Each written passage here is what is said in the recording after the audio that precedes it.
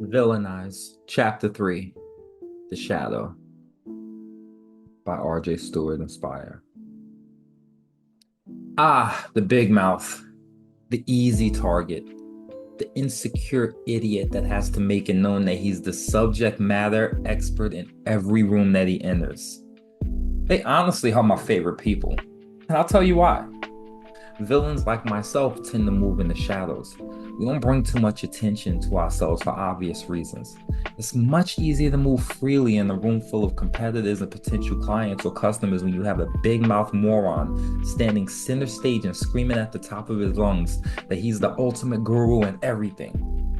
While he makes a complete and utter fool of himself, I like to take the time to gauge the room's temperature, and usually it's burning with disgust. Nobody likes the big mouth, and nobody invited him to the event, but here he is, sucking all the air out of the room and laying all of his cards on the table. Being labeled the big mouth is the quickest way to guarantee that you don't walk away with a new customer. It's hard to sell to someone when the only thing that you care to talk about is yourself. I feel like I shouldn't have to say it to any business owner, but I know I do.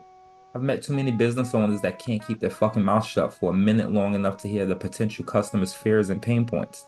I mean, that's the whole point of a conversation with a potential client, right? Just shut up and hear what's really eating them inside. Don't relate, don't compare situations, and for God's sakes, don't interrupt them when they talk. For the love of me, I can't understand why the big mouth can't figure out why he never makes a sale. Shut the fuck up. Whenever I walk into a space, I immediately identify the big mouth and I keep my distance from him. Why? Because he's gonna make a complete idiot of himself, and I don't want my name associated with ignorance or my brand. I'll even go as far as to decline shaking the hand of a big mouth in a public setting. I truly isolate them from my entire brand, as you should. Once you get all eyes on you, you start to notice that you made yourself a target for judgment on what you wear, how you talk, how much you weigh.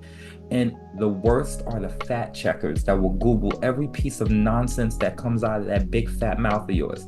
The fact checkers will call you out on your bullshit in front of everyone, and they have the receipts to prove it. It's quite funny to me.